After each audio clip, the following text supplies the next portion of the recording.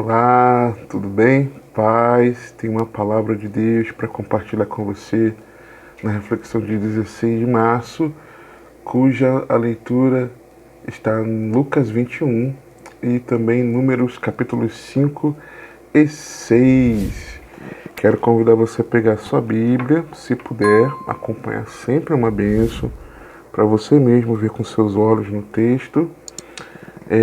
Números no capítulo 6, a partir do verso 22.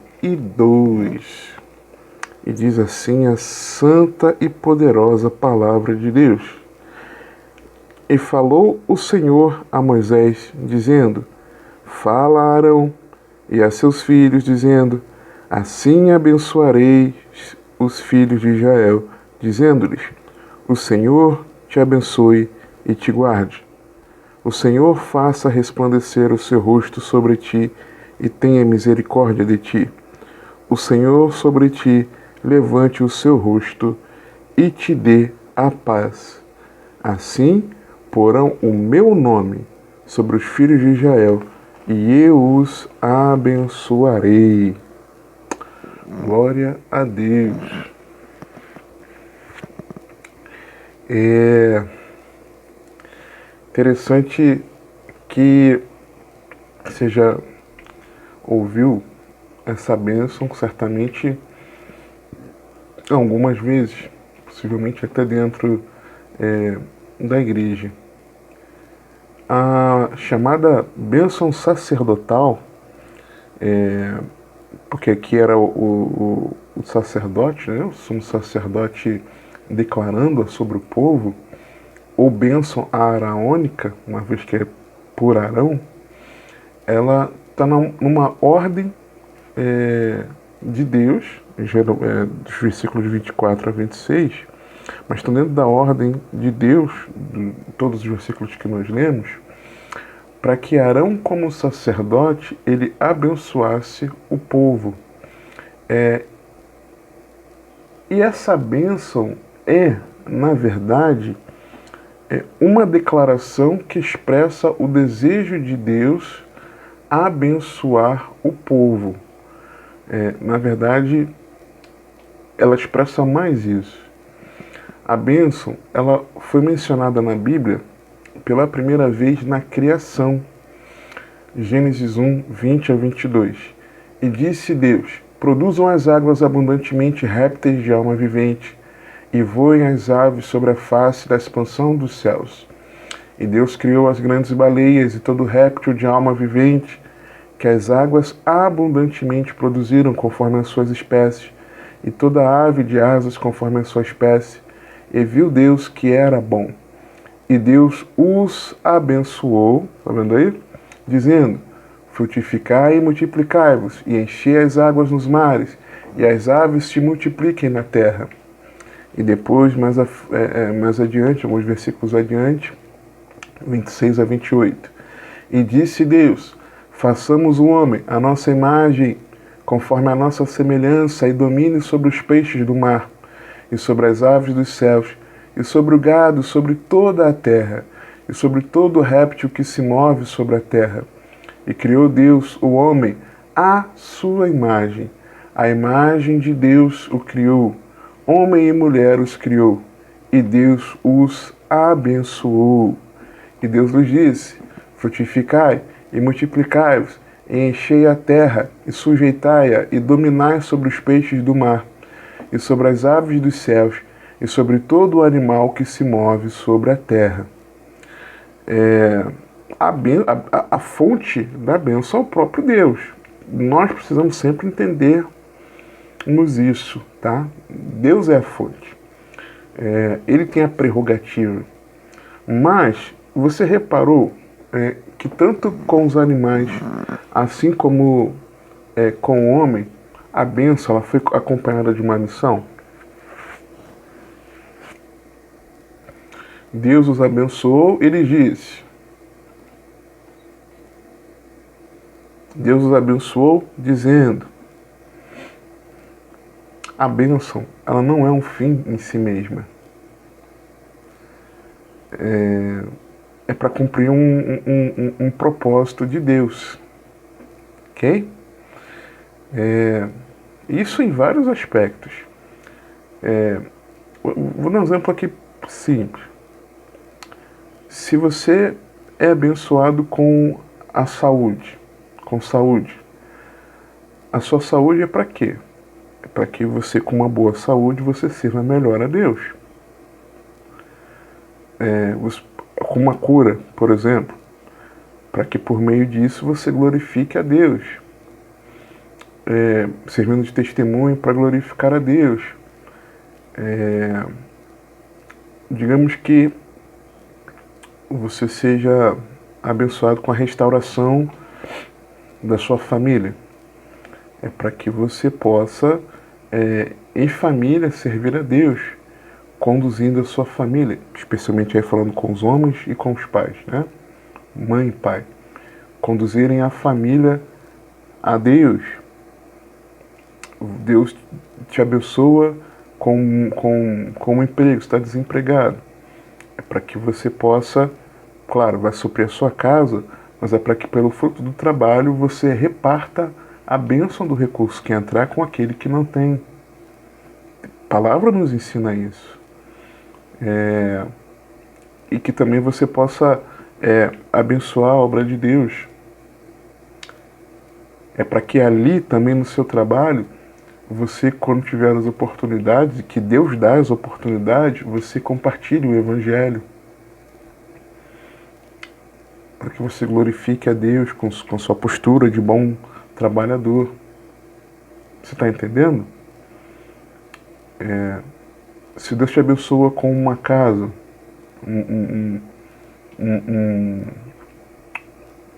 com um lar, né? E se você está assistindo esse vídeo, possivelmente você tem um lar.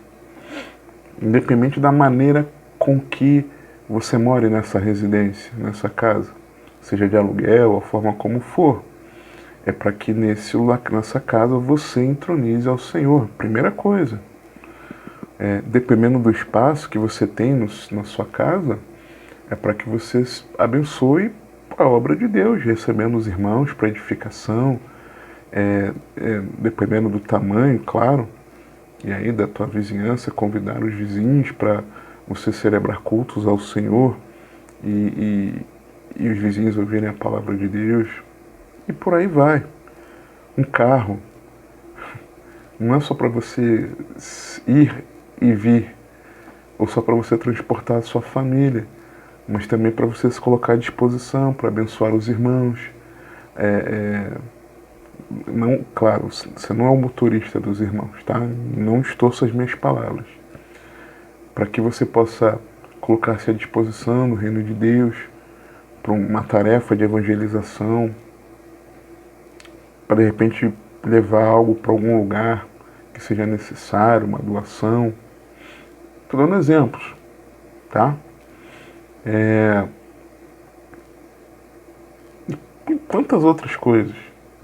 Então a bênção, ela não é um fim em si mesma, mas ela cumpre uma missão. Agora, eu já vou falar mais à frente a respeito da bênção, né? Vou falar um pouco mais, vou falar bastante, aliás, mas é importante falar alguma coisa mais à frente. A bênção, ela é uma saudação através de uma expressão declarada, ou seja, é uma expressão, nesse caso aqui, né? Que o Senhor te abençoe e te guarde. É uma expressão, é uma saudação final, talvez, expressando, por meio de uma declaração, com fé,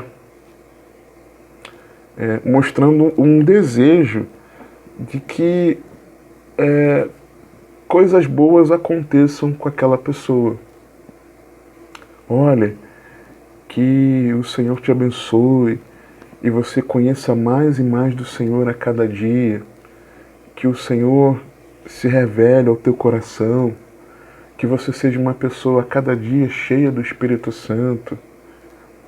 Você está entendendo? que você mergulhe no conhecimento da palavra, que você seja uma bênção nas mãos de Deus. Você está expressando uma expressão declarada, que você está proferindo oralmente de um desejo, está proferindo com fé, de um desejo que está aqui dentro. Daqui de dentro do coração, um desejo de que aquilo bom seja sobre a vida da pessoa, você está expressando oralmente, tá? Então, nada mais do que isso. Precisamos entender. E não, eu tenho um receio de nós mistificarmos a coisa. Precisamos ter cuidado. Claro, uma palavra declarada por um servo de Deus, de alguém temente ao Senhor, ali está expressando, na verdade, uma oração por aquela outra pessoa. Sim. Mas a pessoa fez isso com fé, então ela crê que Deus pode realizar aquilo na vida da pessoa. Sim. Nós só não podemos achar que as palavras têm poder. Tá? Tem que ter esse cuidado. Não é disso que nós estamos falando. Ok? A linha que separa, né? Ela é bem fina. Então temos que ter esse cuidado. Em oposição à maldição, a bênção representa a promessa do favor de Deus ao povo e também simboliza a poderosa mão de Deus ou ainda algo dado por Ele a nós. Então, isso que eu estou falando aqui em relação à palavra. Em relação à palavra de Deus, a bênção de Deus, existem textos marcantes sobre bênção e maldição, representa a promessa do favor de Deus ao povo. O que Deus quer fazer ao povo, se o povo viver daquela maneira, mas também simboliza a mão de Deus sobre o povo, cuidando do povo, ou ainda Deus entregando algo ao povo. Tá? Eu falei aqui que é oposição à maldição. A maldição, ela vem de quem? Existe maldição hereditária? No meu entender, para começo de conversa. Para quem está em Cristo, não. Para começo de conversa. Continuando a conversa, então, se a pessoa não está em Cristo, existe uma bênção hoje, em nossos dias, que está sendo perpetuada de pais a filhos? Eu vejo que não. Por quê? Porque a bênção ou a maldição, elas provêm de Deus. Se a maldição ela vem de Deus, tá? Se a maldição vem de Deus, e eu entendo na palavra que sim, em que sentido? A bênção no sentido que Deus abre, que Deus favorece, e a maldição no sentido que Deus deixa de favorecer, ok? Ou diretamente desfavorece. Entendo dessa forma. Dá um exemplo de Ezequiel 18, se eu não estiver enganado, em que a alma que pecar, essa seria punida. A alma que pecasse. E não é porque os pais fizeram algo e sofreram a consequência pelo ato, pelo pecado, que os filhos necessariamente vão receber os filhos não vão receber a culpa por esse pecado. Deixa eu até abrir aqui. Eu não estava no script não, mas eu me lembrei, eu creio que o senhor quer falar.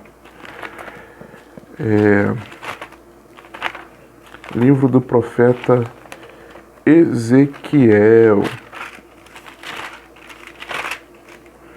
capítulo 18, ó.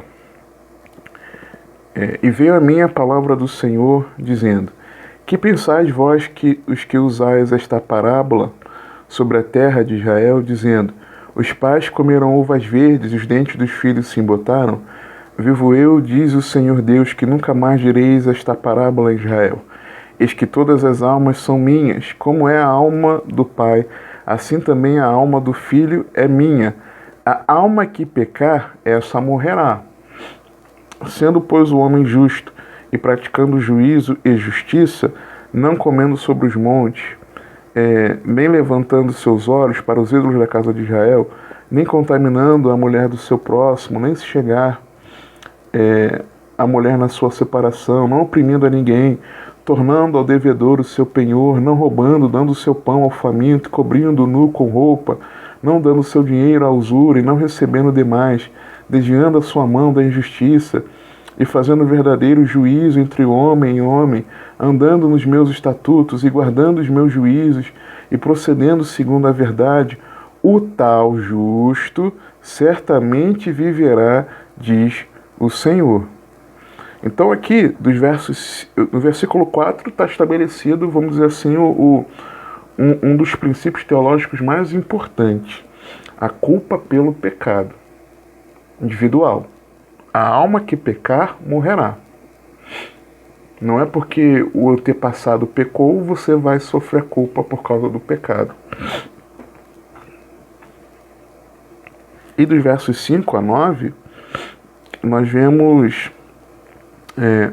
nessa primeira geração, vamos ter duas à frente, o justo viverá. A primeira geração que os pais pecaram, mas praticaram a justiça, tal justo certamente viverá, não sofre a punição. Ok? Aí continua, a partir do 10. E se ele gerar um filho ladrão, derramador de sangue, ou seja, ele era justo, mas gerou um filho assim, derramador de sangue, que fizer a seu irmão qualquer destas coisas, e não cumprir todos aqueles deveres, mas antes comer sobre os montes e contaminar a mulher de seu próximo, oprimir ao pobre necessitado, praticar roubos, não tornar o penhor, e levantar os seus olhos para os ídolos, e cometer abominação, e emprestar com usura, e receber demais, porventura viverá? Não viverá. Todas estas abominações ele fez, certamente morrerá, o seu sangue será sobre ele. Ou seja, nessa segunda geração de filhos de justos, esse filho, se estiver em pecado, será punido por causa do seu pecado. Ele não herdou a bênção do pai, do justo pai, ok? Aí continua, uma geração má morrerá. Verso 14. E eis que também se ele gerar um filho que veja todos os pecados, isso aqui é muito importante, que seu pai fez, e vendo-os não cometer coisas semelhantes. Uma pausa aqui. Por que às vezes a pessoa fala assim, olha, os pais seguem aquela prática, os filhos seguem também, os netos, e de geração em geração eles acabam pecando. Exatamente por causa disso aqui, ó. Um filho que veja todos os pecados que seu pai fez, e vendo-os não cometer coisas semelhantes. A escolha é pessoal. A pessoa pode ver, absorver aquele pecado e reproduzir ou não. Filho de crente não é crentezinho. Filho de cristão não é cristãozinho. Filho de ladrão não é ladrãozinho. Filho de mentiroso não é mentirosinho. A pessoa pode... Quantos exemplos você não vê aí? Práticas de vida que não reproduziram dos seus pais, mesmo vendo. É isso que o texto está falando aqui. Então essa história de que porque o pai segue, ou a mãe segue determinada prática, os filhos também seguirão, isso não é bíblico, tá? Porque a pessoa tem a escolha de dizer não. E se ela estiver em Jesus, certamente ela vai dizer não para aquela prática. Aí continua. Vendo-os não cometer coisas semelhantes, não comer sobre os montes, e nem levantar os seus olhos para os ídolos da casa de Israel, e não contaminar a mulher do seu próximo, e não oprimir a ninguém, e não retiver o penhor, e não roubar, der o seu pão ao faminto, cobrir ao nu com roupa, desviar do pobre a sua mão, não receber usura e juros, cumprir os meus juízos, e andar nos meus estatutos, o tal não morrerá pela iniquidade de seu pai, certamente viverá. Seu pai, porque praticou a extorsão, roubou os bens do irmão, e fez o que não era bom no meio de seu povo, eis que ele morrerá pela sua iniquidade. Ponto. Ok? É assim. Então não tem essa de maldição hereditária. Pode acontecer dos filhos reproduzirem se quiserem. Mas todos têm a oportunidade de, em Jesus, não seguirem aquilo. E outro, talvez você possa dizer assim, mas é influência de entidades malignas. Ok, eu sei que existem sim as entidades malignas.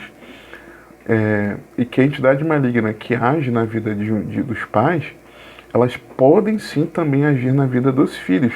Mas, se os filhos decidirem render a sua vida a Cristo, não vão estar debaixo da influência maligna. Tá?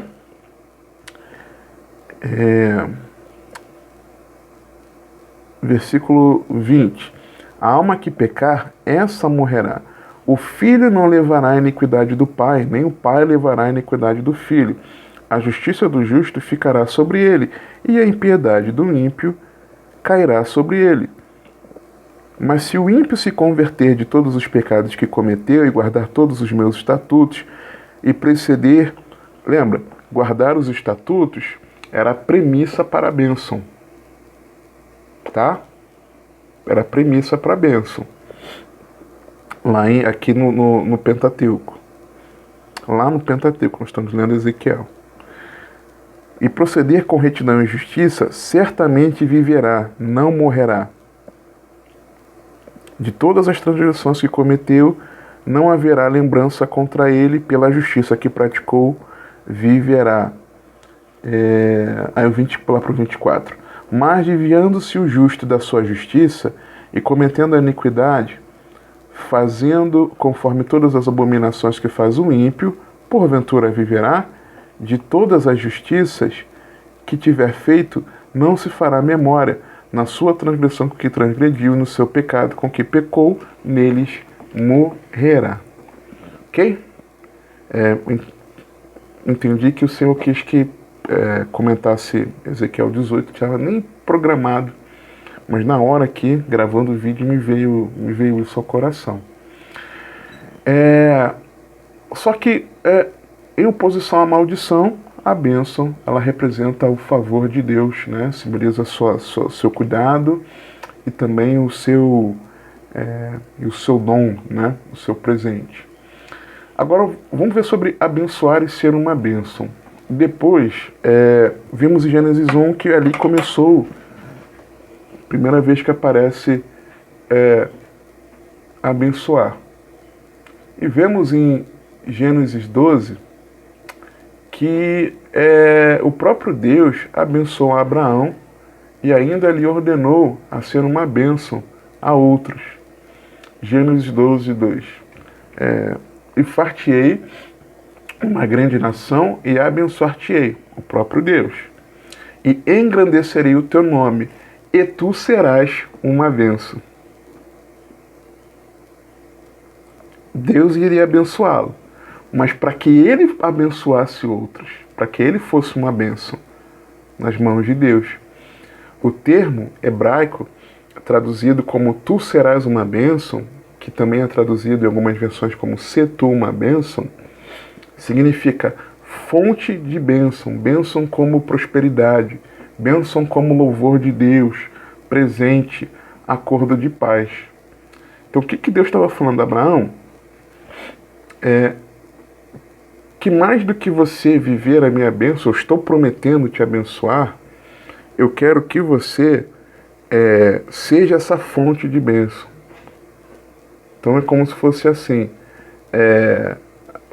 que você seja uma bênção nas minhas mãos. Então eu vejo que nós não devemos buscar as bênçãos. Até porque nós já somos abençoados. Efésios 1, 3. Bendito Deus e Pai de nosso Senhor Jesus Cristo, o qual nos abençoou com todas as bênçãos espirituais nos lugares celestiais em Cristo. Certa vez eu ouvi uma pregação em que o pastor comentava que essa abertura da Epístola de Paulo aos irmãos em Éfeso, ela seria uma única sentença em grego, dos versos 3 a 14. Várias... Vou abrir aqui também, né? Não estava aqui no script não, mas vamos abrir.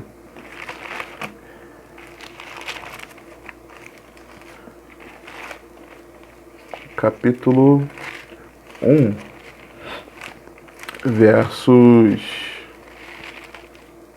3 em diante. Isso que eu acabei de ler, né? O qual nos abençoou com todas as bênçãos espirituais nos lugares celestiais em Cristo, lembrando que lugares celestiais é na esfera invisível, na realidade espiritual, tá? E aí, várias coisas. De estarmos em Cristo, de desejar nos tornar seus filhos, segundo a sua vontade, de nos fazer agradáveis por meio de Cristo, de pelo sangue de Jesus perdoar os nossos pecados por meio da graça, abundar conosco em toda sabedoria e prudência, de nos revelar sua vontade, de que ele propôs em si mesmo, de em Cristo, na plenitude dos tempos, convergir, né, a realidade do céu na terra, de cumprir a vontade dele na terra, de sermos feitos herança, conforme a sua vontade, de sermos para louvor da sua glória, os que esperam em Cristo, né, claro, de ouvirmos a palavra da verdade, o evangelho da salvação, nos selando com o Espírito Santo da promessa, que é a garantia da nossa herança para a redenção da possessão adquirida, é a garantia de que Deus nos comprou. Então, assim, tudo isso no grego seria uma única sentença. É maravilhoso isso, né? Paulo traz assim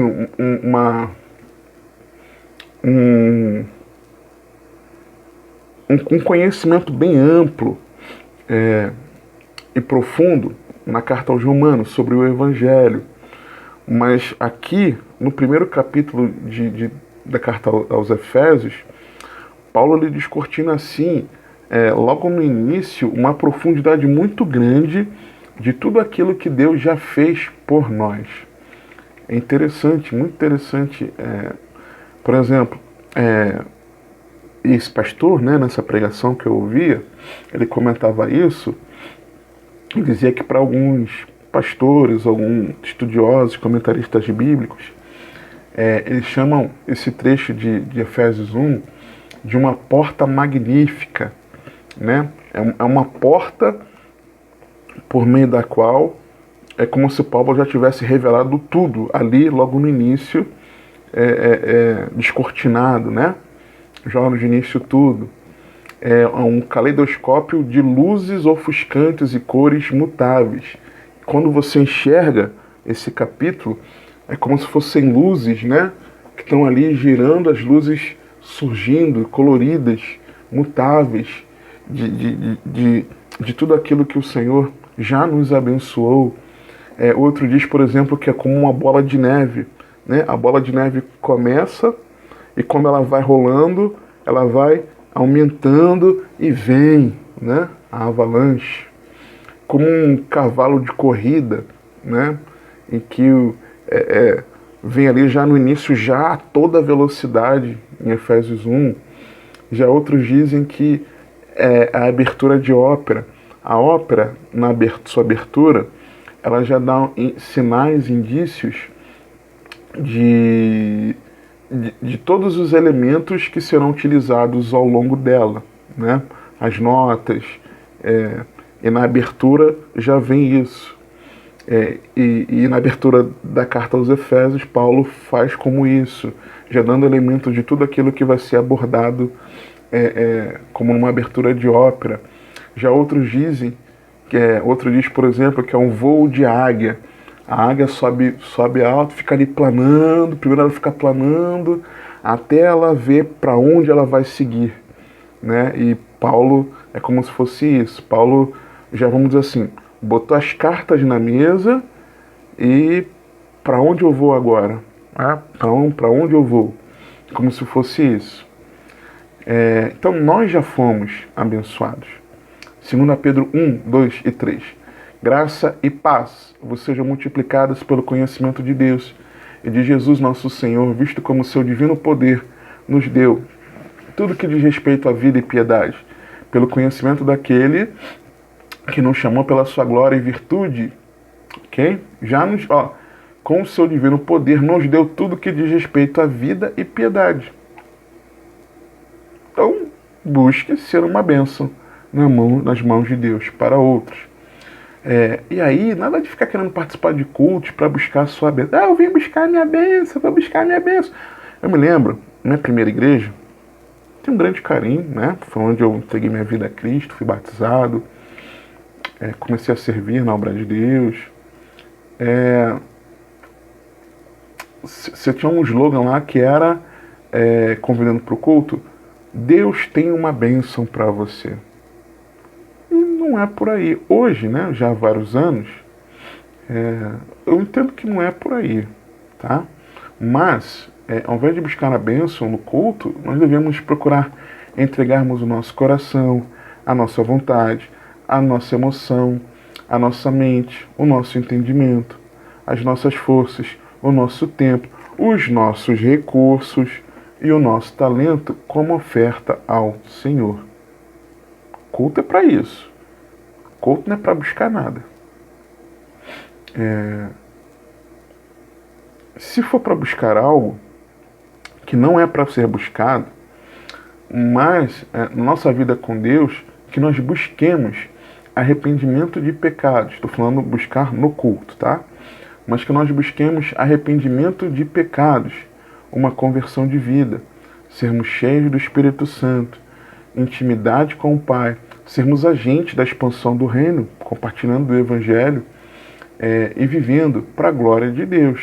E, consequentemente, aquilo que você e eu precisamos na nossa vida, Deus vai suprir. Buscai primeiro o reino de Deus e a sua justiça, e todas estas coisas, quais coisas? O comer e vestir, as necessidades, seriam supridas. Eu não estou dizendo... você precisa entender o que eu estou dizendo o que você precisar. Não estou dizendo aquilo que você desejar. Né? Então agora eu estou fazendo a vontade de Deus, o que eu quiser Ele vai me dar. Não é isso, tá? Não distorça minhas palavras, falo mais uma vez. Que nós nos lembremos que já recebemos todas as bênçãos espirituais nos lugares celestiais em Cristo, ok? Debaixo de uma ordem divina, Abraão ele passa a ser uma bênção em nome do Deus Todo-Poderoso. Quando ele disse, e serás tu uma bênção. O Senhor ainda disse, abençoarei os que te abençoarem e amaldiçoarei os que te amaldiçoarem. Quer dizer, nós podemos compreender que as bênçãos, que as pessoas podem não apenas serem bênçãos, mas também abençoar ou amaldiçoar a outros. Se Deus está falando, amaldiçoarei quem te amaldiçoar e te abençoarei a quem te abençoar, Deus está dizendo que mais do que alguém ser alvo da bênção de Deus e de ser uma bênção nas mãos de Deus, as pessoas podem abençoar ou amaldiçoar. Ok? E aí, eu me lembrava, isso que eu estou compartilhando com você, boa parte faz parte de um texto que eu já havia escrito há alguns anos, há uns bons anos, e dei uma ajustada nele, acrescentei algumas coisas aqui para compartilhar. E há bastante tempo que eu tenho enxergado a importância, e eu deixei registrado nesse texto, da bênção dos pais para os filhos. Não tem aquela coisa? Bênção mãe, bênção pai. Aí os pais respondem, Deus te abençoe meu filho. Não é? Para muitos é apenas uma tradição que mostra um respeito aos pais do que qualquer outra coisa. Eu agi assim. Por respeito e por tradição da família, eu tomava a bênção das minhas avós. Especialmente da minha avó, mãe da minha mãe. Mãe da minha mãe, a vozinha Maria. Tomava a bênção dela. Ela falava, Deus te abençoe, meu filho. Mas eu não pedia a bênção aos meus pais. Estou falando isso, né, criança. Já adulto, eu não tenho assim 15 anos, deve ter talvez uns 10 anos, talvez. Que, por exemplo, eu tenho pedido bênção a eles, tanto ao meu pai quanto à minha mãe. Por quê? Meditando na palavra de Deus, nós vemos exemplos de pais abençoando seus filhos. Lembra de Isaac? Lembra dos seus filhos Esaú e Jacó? Jacó querendo tomar a bênção do irmão, por exemplo. A bênção que o pai daria. Lembra de Jacó abençoando seus filhos? Então, nós temos, esses são alguns dos relatos. Nós temos relatos, sim, de pais abençoando seus filhos. Então, não vejo apenas como uma questão de respeito aos pais, mas eu vejo na palavra que é um princípio espiritual. Né? Então, vejo que se Deus deixou esses relatos, nós deveríamos então refletir na importância dessa bênção dos pais. Aliás, por exemplo, os judeus abençoam seus filhos todos os dias. Todos os dias. Né? Então, por que não pediremos bênção aos pais, certo? E os filhos pedirem bênção a nós pais, tá? A bênção sacerdotal, começando ali com que o Senhor te abençoe e te guarde, ela usa o singular. Ou seja, ela é endereçada a um indivíduo, e embora no sentido coletivo, farei de Israel, mas como no versículo 27 diz, assim porão o meu nome sobre os filhos de Israel, e eu os abençoarei, então é sobre cada indivíduo dos filhos de Israel. E aí nós temos 3 linhas poéticas, versículo 24, versículo 25, versículo 26, cada uma com 2 verbos, sendo o Senhor o sujeito dos 2 verbos. Então, vamos lá. Primeiro, o Senhor te abençoe e te guarde. Então, abençoe no sentido de que significa um aumento da prosperidade, do bem-estar, né? Prosperidade do bem-estar, pois o Senhor guardaria do mal, né? Te abençoe e te guarde. Faça resplandecer o rosto sobre ti, no verso 25, e tenha misericórdia de ti. Ou seja, implica fazer resplandecer o rosto sobre ti, é o rosto de Deus resplandecendo. Implica ter prazer no adorador, naquele que tem um coração quebrantado, e resultará no Senhor tendo misericórdia, sendo favorável a tal pessoa. Versículo 26. O Senhor sobre ti levante o seu rosto de ter paz, é semelhante a fazer resplandecer o rosto, porém resulta na paz, na provisão de todas as coisas necessárias para aquele que recebe. E na nossa vida?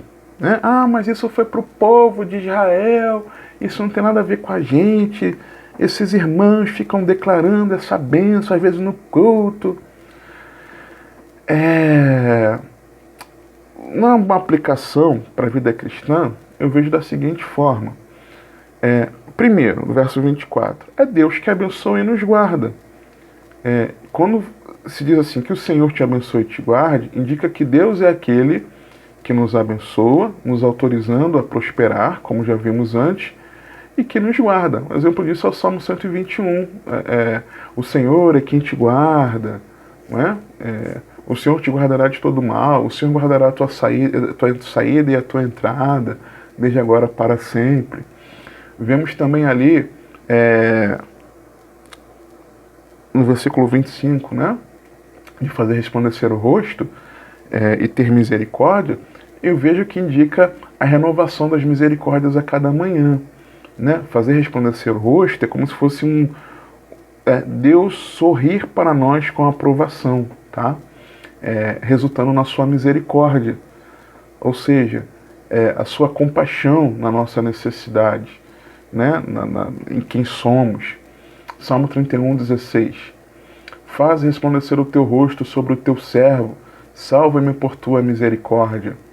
Salmo 80, versos 1 a 3. E depois 7:19. Dá ouvidos ao pastor de Israel, tu que conduzes a José como um rebanho, tu que estás entronizado acima dos querubins, mostra o teu esplendor. Perante Efraim, Benjamim e Manassés, desperta o teu poder e vem salvar-nos. Restaura-nos, ó Deus, faz resplandecer o teu rosto e seremos salvos. Restaura-nos, ó Deus dos exércitos, faz resplandecer o teu rosto e seremos salvos. Restaura-nos, ó Senhor, Deus dos exércitos, faz resplandecer o teu rosto e seremos salvos. Ou seja, o Senhor no trono de misericórdia, acima dos querubins, diante das tribos que estavam próximas à arca. Que tribos eram essas que estavam próximas à arca? Perante Efraim, Benjamim e Manassés. Na disposição do tabernáculo e das tribos no arraial, as tribos que ficavam ali próximas à arca. Efraim, Benjamim e Manassés. Então é nesse sentido que está dizendo. Entronizado entre os querubins, está falando da arca. Entronizado lembra de quê? De trono. E está falando de ter misericórdia. Lembra de um texto em Hebreus que nos mostra que porque Jesus se fez homem, em tudo foi tentado e nada pecou, ele é o nosso sumo sacerdote junto ao Senhor, e que por isso nós podemos entrar no trono da graça a tempo de encontrarmos misericórdia? Entendeu? Salmo 89, 14 e 15. Justiça e direito são o fundamento do teu trono. Graça e verdade te precedem, bem-aventurado o povo que conhece as vivas de júbilo, que anda, Senhor, na tua luz, na tua presença. Então, com alegria, andando na luz que resplandece da presença, nós precisamos entronizar o Senhor, que está assentado sobre o trono, com base na justiça, no direito, agindo com misericórdia sobre nós. E isso nas nossas atitudes, na nossa vida devocional, na família, servindo ao Senhor, na congregação, no serviço ao reino de Deus. E também aqui no verso 26, né, levantar o rosto e dê a paz, eu vejo que como, mais uma vez, sorrir com aprovação, mas agora não no sentido da misericórdia, mas de nos dar a paz. Especialmente a paz com Deus. Romanos 5, 1 e 2. Tendo sido, pois, justificados pela fé, temos paz com Deus por nosso Senhor Jesus Cristo, pelo qual também temos entrada pela fé a esta graça, na qual estamos firmes e nos gloriamos, na esperança da glória de Deus. E também a paz de Deus. Não andeis ansiosos de coisa alguma, em tudo, porém, em Filipenses, a partir do capítulo 4, a partir do verso 6.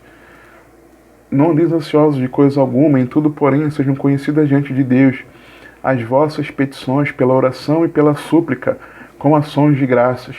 E a paz de Deus, que excede todo entendimento, guardará o vosso coração e a vossa mente em Cristo Jesus.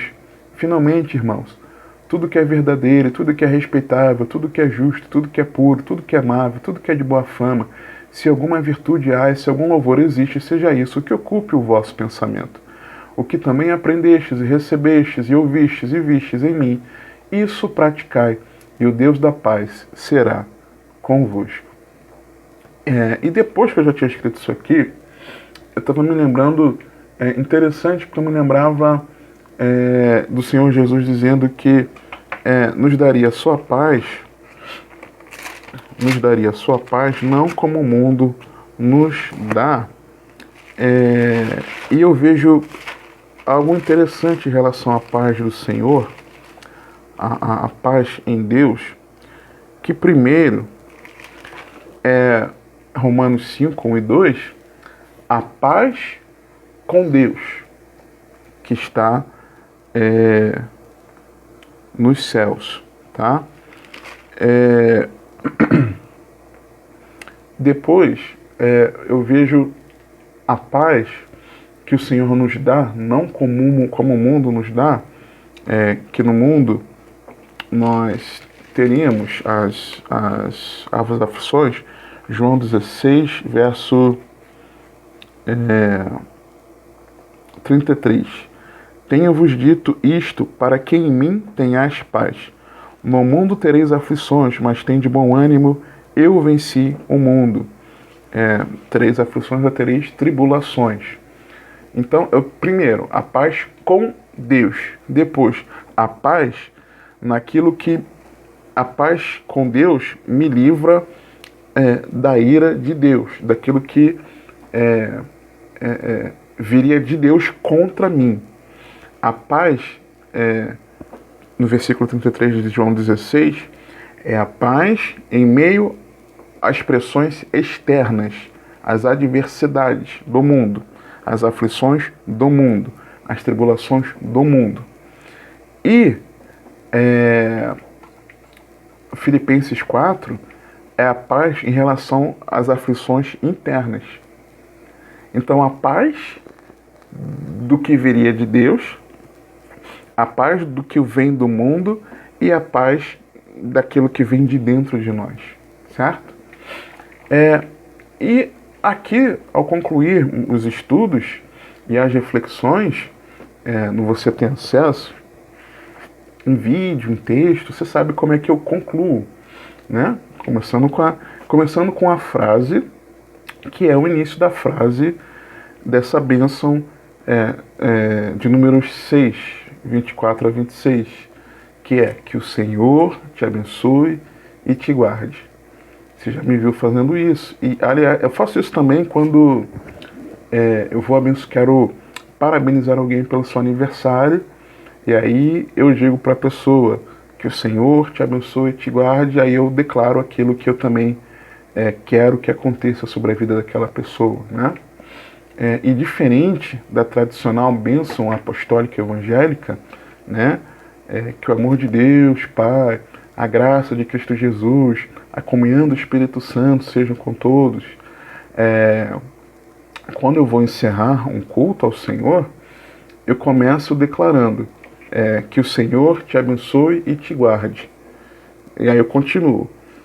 Que Ele te conduza e governe a sua vida. Só que eu não falo porque você tem acesso, né? Óbvio. Não estou falando com o público que acompanha o Você Tem Acesso, com os irmãos ali na igreja. Aí eu emendo com a chamada bênção apostólica, que está lá na Epístola de Paulo. E por que eu faço isso? Exatamente pensando um pouco nessa bênção aarônica, mas não nela por inteiro. Quando eu falo assim, que o Senhor te abençoe e te guarde, meu desejo, como eu já falei, né, ali em cima, que eu vejo como o que significa esse texto, é de que sobre a vida daquela pessoa esteja repousada a bênção e a proteção de Deus, ok? Quando eu falo que Ele te conduza, eu estou expressando o meu desejo de que as pessoas sejam guiadas pelo Espírito de Deus, sendo conduzidas por Deus, guiadas pelo Espírito de Deus, andando no Espírito de Deus, entendeu? E alguém, para ser guiado e andar no Espírito de Deus, você precisa estar cheio de quê? Do Espírito de Deus, tá? É isso que, quando eu falo isso, é o que eu estou querendo dizer. Quando eu declaro e governe a sua vida, o que eu estou dizendo? Que o meu desejo é que as pessoas tenham a Jesus como o Senhor, que reina sobre as suas vidas, para que assim vivam a vontade de Deus. Lembra? Cristo é o Rei? Tá? É isso. É aí quando eu finalizo, você tem acesso, desejando que as pessoas tenham acesso ao reino de Deus, dentro delas e através delas, por meio do grande amor de Cristo Jesus. E, aliás, essa é a maior bênção. É de nós termos acesso a Deus e ao seu reino. Através de Jesus Cristo, Filho de Deus, o acesso ao reino dos céus foi concedido a essas pessoas, né? Quando eu declaro isso, pela graça de Deus, mediante a fé. E que o grande amor de Deus por elas, entregando seu Filho, é a chave para que elas tenham acesso ao reino. É o logo do você tem acesso. Né? É o amor como chave para o reino. Ok? Como se o Senhor tivesse entregue nas nossas mãos a chave que nos permite vermos, entrarmos e herdarmos este reino.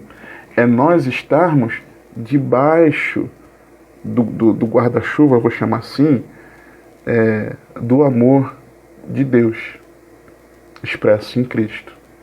Essa foi a maior bênção que a humanidade poderia ter recebido. Gênesis 12, 3. E abençoarei os que te abençoarem, e amaldiçoarei os que te amaldiçoarem, e em ti serão benditas todas as famílias da terra. Gálatas 3, 7, 14. Sabei, pois, que os que são da fé são filhos de Abraão. Ora, tendo a Escritura previsto que Deus havia de justificar pela fé os gentios, anunciou primeiro o Evangelho a Abraão, dizendo: todas as nações serão benditas em ti, de sorte que os que são da fé são benditos com o crente Abraão. Todos aqueles, pois que são das obras da lei, estão debaixo da maldição, porque está escrito: maldito todo aquele que não permanecer em todas as coisas que estão escritas no livro da lei para fazê-las.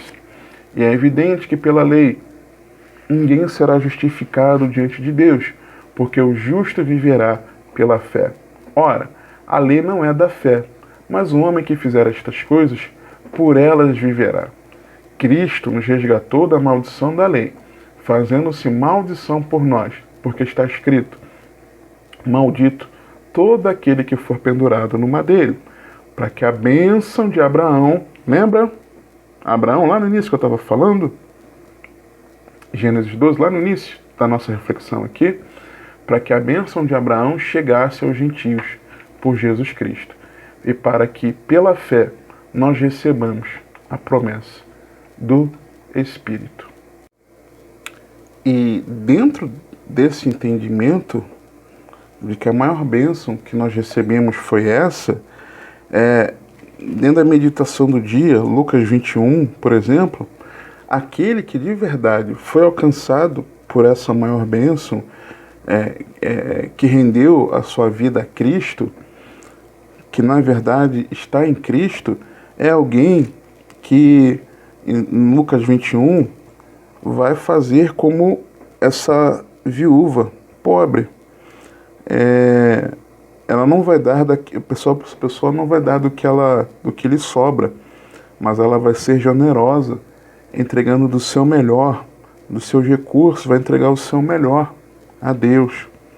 Lucas 21, de 1 a 4. Tal pessoa será alguém que, no tempo que nós estamos vivendo do engano, em que muitos se dizem de Cristo, nesse tempo que se aproxima o retorno do Senhor, não segue esses ensinos, como nós vemos aqui no versículo 8. Tal pessoa, quando houve guerras e sedições, né, e rumores de guerra e os rumores de guerras, a tal pessoa não se assusta, porque sabe que é necessário que isso aconteça. Quem recebeu da maior bênção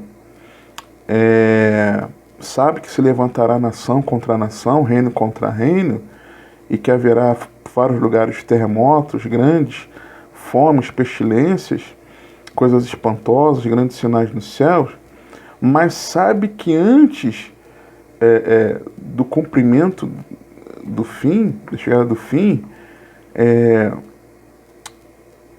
lançarão mão de nós, cristãos, servos de Deus, perseguindo, entregando assim, nos prendendo, conduzindo à presença de grandes, né, como aconteceu de fato ali com os discípulos na época. Sabe que isso era necessário para testemunho, sabe que no meio disso era necessário pregar sem premeditar o que tinha que falar, porque o Senhor daria o que dizer ali na hora. Sabe que até pelos pais, irmãos e parentes e amigos nós seremos e já temos sido entregues, e muitos têm sido mortos já, e seremos, tá? No Brasil, por exemplo, não acho que a perseguição não chegará extrema aqui no Brasil, mas não perecerá, e de todos sereis odiados por causa do meu nome. Vai ser um ódio global contra os servos de Deus, contra os cristãos. Sabe que pode descansar o coração, que apesar de, inclusive, se for martirizado, não perecerá a sua alma, tá? Sabe disso, porque na perseverança possuir a alma. Sabe que haverá sinais, sabe do cerco ali em Jerusalém, que provavelmente vai se repetir mesmo no fim. Sabe que haverá sinais no sol, na lua, nas estrelas, e na terra angústia das nações, em perplexidade, bramando o mar e as ondas. E aí, isso pode ser algumas coisas, né, misturadas. A pessoa sabe que homens desmaiarão de terror na expectação das coisas que sobrevirão ao mundo, porque os poderes do céu serão abalados. A pessoa que foi alcançada por essa bênção, ela sabe que então virá o Filho do Homem numa nuvem com poder e grande glória. Essa pessoa sabe que quando essas coisas acontecerem, ela deve olhar para cima, levantar a sua cabeça, porque a sua redenção se aproxima.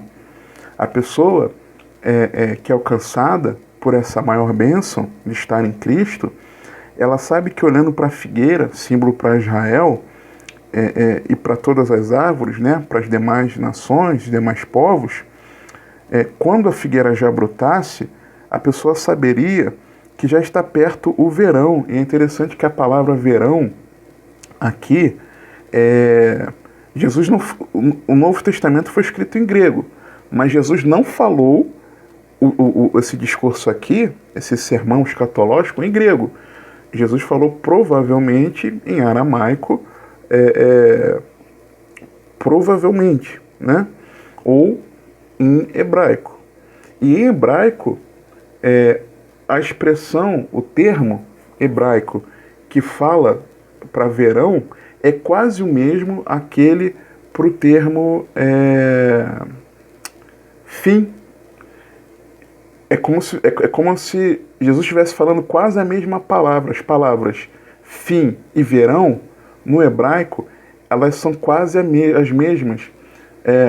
Uma é Kate, se eu não me engano, e a outra é Kat, né? Mas vamos dizer, as consoantes são idênticas. Você está entendendo? Então Jesus, eu penso que aqui, quando Jesus usa o verão, falando, Jesus estava fazendo um trocadilho com as palavras, dizendo que o verão, associando o verão ao fim. Ok? Então tal pessoa sabe que com tudo que acontece com Israel, simbolizado aqui pela figueira, e a partir da reestruturação de Israel como nação, a figueira aqui já brotando. Ok? É esse momento aqui. Tal pessoa sabe que quando essas coisas acontecerem, o reino de Deus está perto. Tal pessoa sabe que não passará esta geração que testemunhou a figueira brotar, ok? Sabendo que é o verão, o fim, essa geração sabe até que tudo aconteça. Tal pessoa sabe que passará o céu e a terra, mas as palavras do Senhor não vão passar. Tal pessoa que recebeu essa bênção e está em Cristo, ela olha por si mesma para que o seu coração não fique sobrecarregado de devassidão, não fique intoxicado e não fique distraído com os cuidados da vida, para que não seja surpreendido naquele dia. Tal pessoa que está em Cristo, está nessa bênção, sabe que virá sobre a terra, já veio, aliás, um grande laço. Tal pessoa sabe que precisa vigiar em todo o tempo, orando, para que seja encontrada digna de escapar dessas coisas que vão acontecer e de estar em pé diante do Filho do Homem. Tal pessoa sabe isso, que foi alcançada por maior das bênçãos é de nós estarmos em Cristo Jesus, o nosso Senhor. Então, portanto, que o Senhor te abençoe e te guarde, que Ele te conduza e governe a sua vida, porque você tem acesso.